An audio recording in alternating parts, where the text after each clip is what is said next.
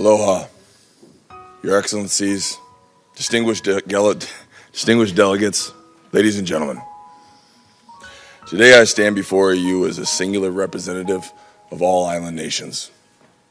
I am honored to represent those who continue to fight as stewards of this planet. As a native Hawaiian, born to a mother from Iowa, I have seen how one place can be oblivious to another. The issues facing an island can feel so far removed from that place that is landlocked in the middle of our country. However, with a foothold in two worlds, I quickly began to see how a problem for one will soon become a problem for all. As a human family, through innovation and creativity, we have elevated ourselves and perceivably stand as the most powerful beings on earth. Yet our ego, our fear, and our relentless drive for profits have made us the only species willing to force disharmony with the natural balance of our world. We are the living consequence of forgotten traditions. We suffer a collective amnesia of a truth that was once understood, the truth that to cause irreversible damage to the earth is to bring the same unto ourselves.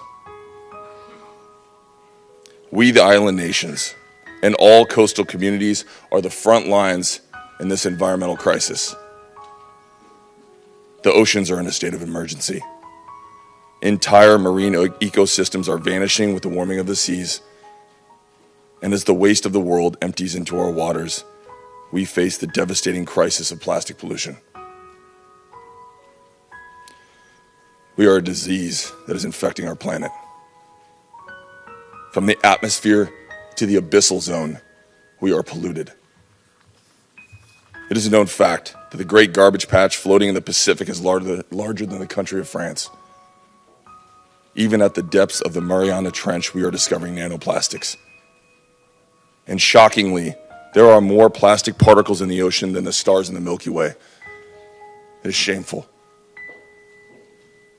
Yet the greatest threat to small island developing states is the fact that entire islands are drowning into the sea due to the enormous volume of emissions generated by the first world countries. Island nations contribute the least to this disaster, but are made to suffer the weight of its consequences. Our governments and corporate entities have known for decades the immediate change is needed, yet change still has not come. And when the front line is gone, we are doomed. There is no undoing. If you continue to watch, unsympathetic to the issues of island nations, this realization will soon come.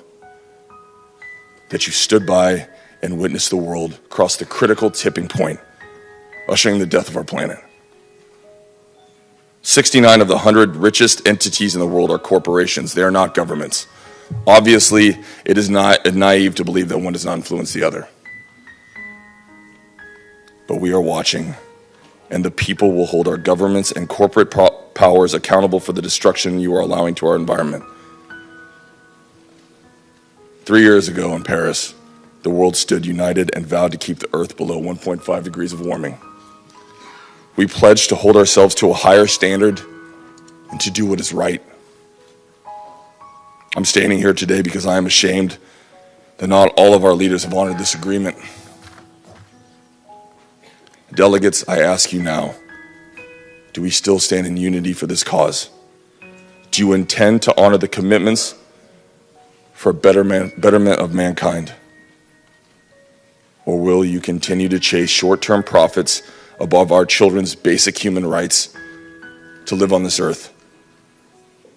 Change cannot come in 2050 or 2030 or even 2025.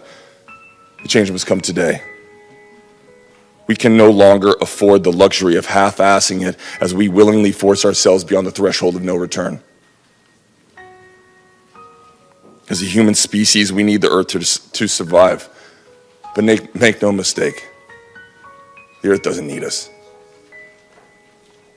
We are demanding global unity for a global crisis to once again bring harmony between mankind and the natural balance of our world. We must right the wrongs we have done against our children and grandchildren because we are gifting them with a world that suffers from our irresponsible stewardship. I leave you with an island proverb that states, He va'a, he moku. he moku he va'a. These words teach us that all land, no matter how big or small, floats on the ocean like a canoe in the middle of the sea. And that our planet is nothing more than an island floating amongst an ocean of stars. Life on a floating vessel has limited resources. It requires strict conservation practices and carefully planned navigation to ensure survival. We must work together as a global community to best steer our canoe in the right direction, the direction of a healthy and abundant future on Earth that we call home. Mahalo nui loa. Please join us, the Samoa Pathway, in unified commitment to protect and heal the planet. This is for all of us. Aloha. Kukiai Mauna!